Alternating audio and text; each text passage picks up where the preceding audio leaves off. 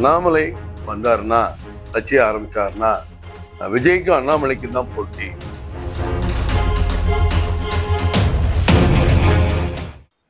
அதிமுக திமுக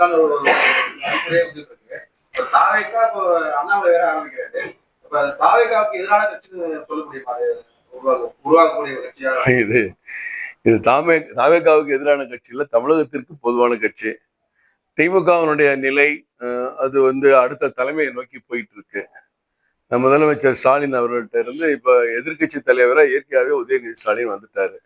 இப்ப அவருடைய பேச்சு பேட்டிகளுக்கு ஒரு முக்கியத்துவம் இருக்கு. ஏன்னா சட்டமன்றத்தில் அவர் கேள்வி எழுப்புறாரு. அப்ப அவர் இளைஞர் தலைமையேற்று நடத்துகிறார் அப்படிங்கிற நிலைமையில, வயசு கூடனாலும் இளைஞர் தான். அதே மாதிரி விஜய் அவர்களும் ஒரு இளைஞர் தான், 52 53 வயசு. இப்ப அவரும் இளைஞர் தான். அப்ப இவர்களுக்கு போட்டியான ஒரு களம் இன்னைக்கு அண்ணா திராவிட முன்னேற்ற களம். ரொம்ப வருத்தத்துக்குரிய விஷயம் தான். அதை நான் மகிழ்ச்சியா தெரிவிக்கல. 2 பீரியடு 3 பீரியட் அமைச்சராக இருந்தவங்க, எம்பிக்களா இருந்தவங்க, எம்எல்ஏ இருந்தவங்க, அம்மாவால் பாராட்டு பெற்றவர்கள், புரட்சித் தலைவர் காலத்துல இருந்தே நான் இருக்கிறேன்னு சொன்னவங்க எல்லாருமே தாவேகாவுக்கு பனையூர்ல போய் வரிசையில நின்று போகும்பொழுது அந்த கட்சி ஒரு பலவீனம் அடைந்திருக்கிறது. அதை எல்லாருமே மீடியாலே நீங்க சொல்றீங்க, நாங்களுக்கு கேட்கிறோம். அது ஏன் அப்படி நடக்குதுன்னு யாருக்குமே தெரியல. எல்லாருமே ஒரு அதிர்ச்சியா தான் அதை பார்த்துட்டு இருக்காங்க. அப்ப அடுத்த ஒரு இயக்கம் தாவேகாவுக்கு எதிரான தவறுகளை தட்டி கேட்கறதுக்கு ஒரு துணிச்சல். நல்லது செஞ்சா பாராட்டலாம். வெள்ளை அறிக்கையை கூட பாராட்டினார். வெள்ளை அறிக்கையை நீங்க விட்டீங்க, ரொம்ப சந்தோஷம். அந்த வெள்ளை அறிக்கையில எப்படிலாம் இந்த தவறுகள் நேர்ந்துச்சு, அதுக்கு நீங்க உடனே நடவடிக்கை எடுக்கிறன்னு அண்ணாமலை அவர் ஒரு அட்வைஸாவும் சொல்றாங்க. அதே நேரத்துல ஒரு பள்ளிக்கூடத்துல தவறு, ஒரு பாலியல் தவறுன்னு அதை கண்டிச்சும் சொல்றாரு. இப்ப இதுல அவர் 2 மெத்தட் இருக்கு. ஒன்னும் பாராட்டவும் செய்யறாரு, ஒன்னு தட்டி கேட்கவும் செய்யறாரு. அதுதான் அண்ணாமலை. ஒரு சார்ந்து இப்ப பாத்தீங்கன்னா முதல்ல கவர்மெண்ட் ஒரு தவறு நடந்தா வரிசையா வைகோ, காங்கிரஸ், கம்யூனிஸ்ட், விசிகா எல்லாரும் கண்டிப்பாங்க. திமுகல ஒரு அறிக்கை பாராட்டி அவர் விட்டாருன்னா இவங்க எல்லாரும் பாராட்டி விடுவாங்க. இன்னைக்கு அது கூட ஆள் இல்லை.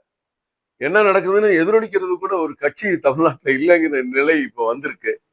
அப்ப அண்ணா இபிஎஸ் அவர்கள் அடுத்த கட்டம் எப்படி இதை எடுத்துட்டு போறாங்கன்னு தெரியாது. ஆனா அண்ணாமலை வந்தாருன்னா கட்சி ஆரம்பிச்சாருன்னா விஜய்க்கும் அண்ணாமலைக்கும் தான் போட்டி. திமுகல உதயநிதி நிற்பாரு. அப்ப 3 இளைஞர்கள் மத்தியில் புதிய களம் உருவாக போகுது அப்படின்னு யாருமே சொல்லல, மக்களே சொல்றாங்க, மீடியாக்கள் சொல்றாங்க. அதான் அந்த அந்த அந்த களத்தை எதிர்பார்க்கலாம். கேட்கல புரியல. இல்ல, நான் சொல்லல. ஒரு பலவீனம் ஆயிட்டு இருக்காங்கல்ல. ஒரு தலைமையை ஐபிஎஸ் இது பண்றது, அவர் மகன் மிதுன் வருவாரான்னு பேசுறது, மாறி மாறி அவங்களுக்குள்ள சிவி சர்மா ஒண்ணு சொல்றது, எஸ்பி வேலுமணி ஒண்ணு பேட்டி கொடுக்கறது. என்னங்க ஒரே கட்சிகள் எல்லாரும் மாறி மாறி சண்டை போட்டு இருந்தா எப்படி மக்கள் அதை வேடிக்கை பார்ப்பாங்க? அதைத்தான் அந்த நலிவு அங்க ஏற்படுத்தானே செய்யுது. படக்கூடாதுங்கிறது வேற கருத்து, படணுமாங்கிறது வேற கேள்வி.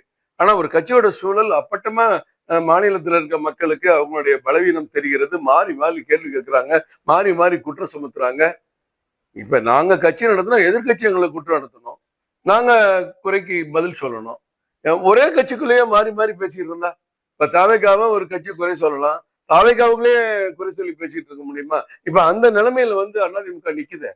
இதுக்கு யார் காரணம்? திராவிட கட்சிகள் இல்ல, இப்ப திராவிட அரசியலுங்கிறதே நம்ம தமிழ்நாட்டுல ஒரு அந்த வார்த்தை, இப்ப தமிழக வெற்றி கழகம்னா அதுவும் திராவிட கட்சிக்கிறீங்களா? பெரியாருடைய கடவுள் மறுப்பு கொள்கை எனக்கு சம்பந்தம் இல்லைன்னு விஜய் சொல்லும் போதே அது முடிஞ்சு போச்சு. அங்க திராவிடம் கிடையாது. அப்ப திராவிட இயக்கம் தான், திராவிட கட்சி தான் இங்க வெற்றி பெறணுங்கிறது இல்ல. எங்க கட்சியை பொறுத்த வரைக்கும் தலைவர் ஏற்கனவே சொன்னதான் நான் சொல்றேன், நான் தனியா சொல்ல முடியாது.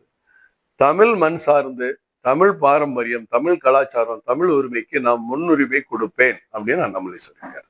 அந்த அடிப்படையில் இருக்கும். பிளே ஸ்டோர் மற்றும் ஆப் ஸ்டோரில் இருந்து பாலிமர் செயலியை QR கோடு மூலம் பதிவிறக்கம் செய்யுங்கள். செய்திகளை உடனுக்குடன் பெறுங்கள்.